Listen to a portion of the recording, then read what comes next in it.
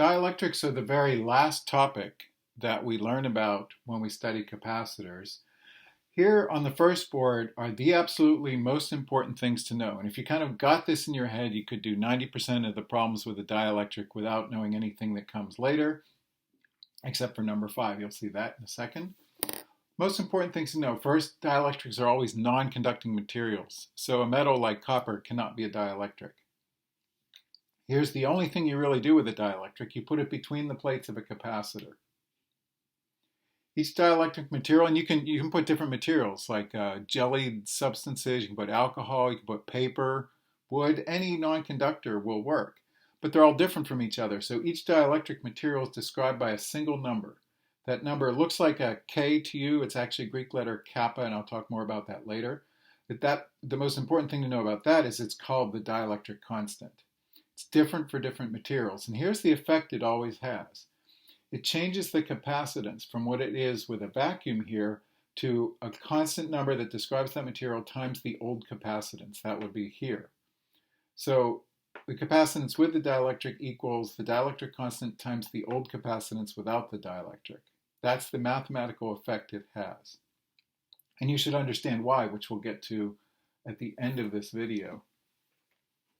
All right, to introduce the idea of a dielectric, imagine an experiment. This isn't the type of experiment they could describe on the AP test and ask you to analyze. First, you take a capacitor and you hook it up to a 350 volt battery. There's nothing between the plates, and you get that the charge is 700. Right? So that means that you can calculate the capacitance. Here the capacitance would be, you can pause if you want to figure it out, 2 farads, right? Q equals CV. Okay? Then imagine doing this experiment instead of a vacuum, you insert a ream of paper, a lot of paper between the 2 plates. When you do that, the Q has to stay the same. The charge doesn't go anywhere. Charge never jumps from one plate of a capacitor to another or to anything else. That would be a fault. That would be a short circuit. That would be a fault. It never ever does that. So the charge stays the same, but you find that the voltage drops to 100 volts. So you still have Q equals 700, but now you have a voltage of 100. So the new capacitance when there's paper between the plates is 7 farads. Right? So you say, okay, let's try putting something else between the plates, and you immerse them in ethanol, right? That's a liquid. Put them in ethyl alcohol, put that between the plates, and the voltage drops from its original value of 350 to only 14 volts. You still have the same charge on the plates, 700. But now the voltage between them, the potential difference between them is 14, so you can calculate the capacitance when there's ethanol between the plates, and you get 50.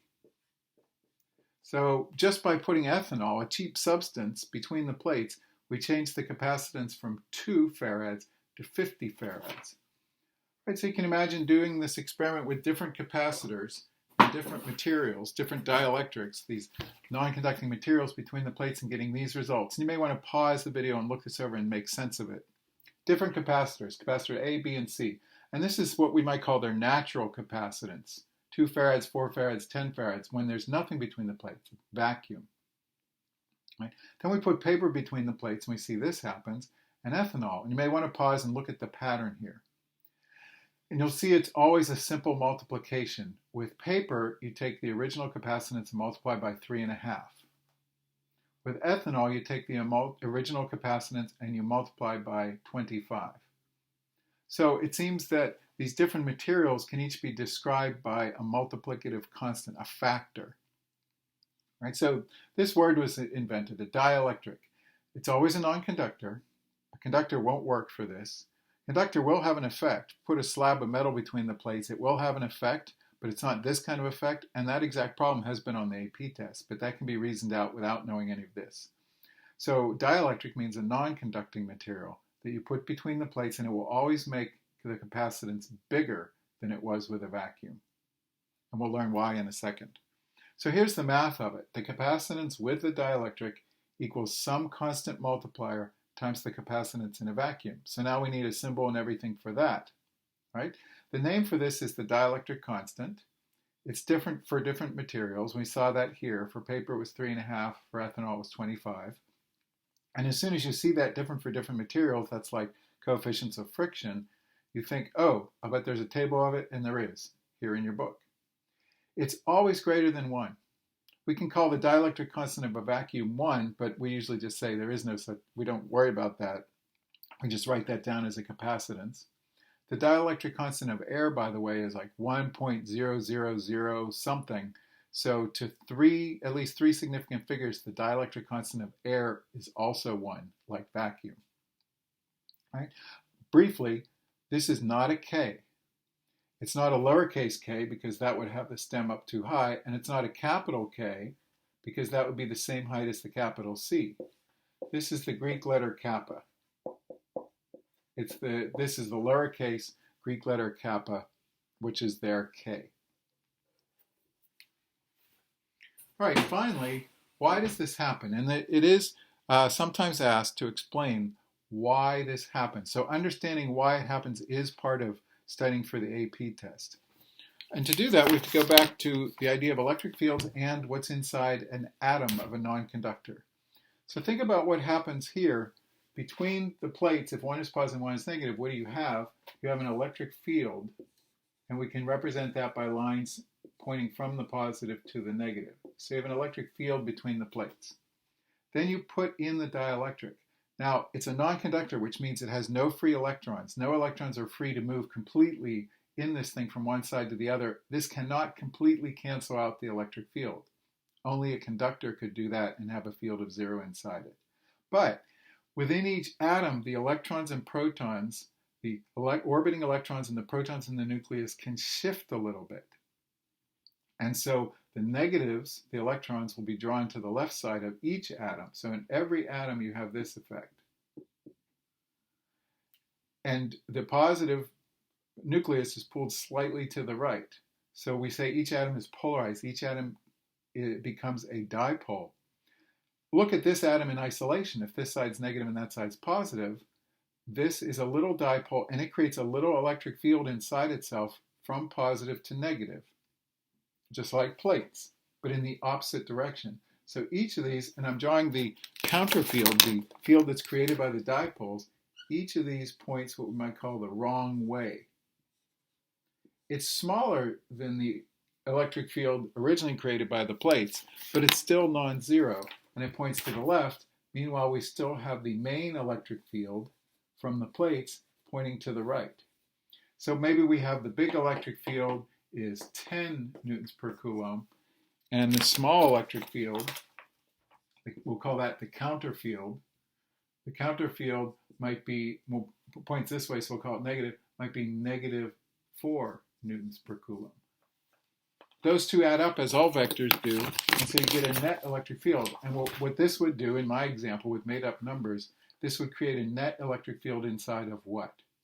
Inside the net electric field would have what strength? In here, it would have a strength of 6, right? 6 pointing to the right. So the net electric field is smaller.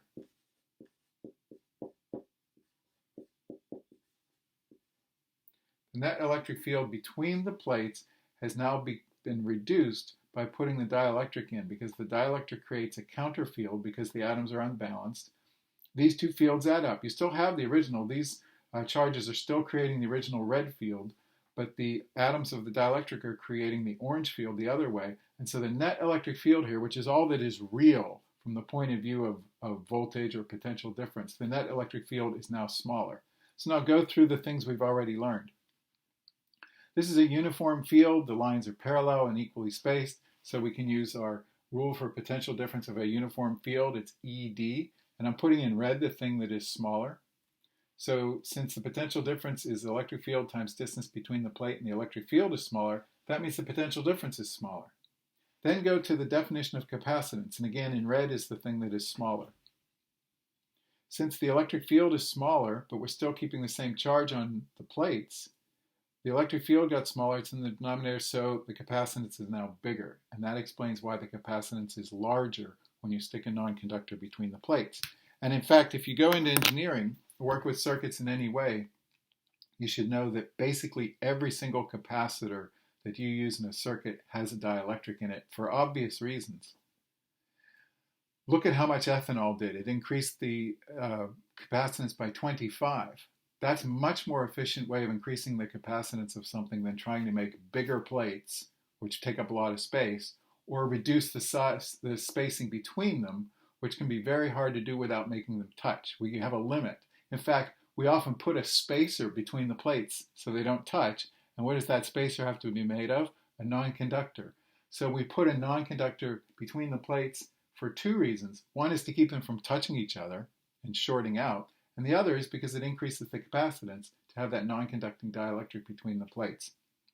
So basically, if you take apart a capacitor, you're not just going to find plates, you're always going to find some gooey gel substance between them, and that's the dielectric that increases their capacitance.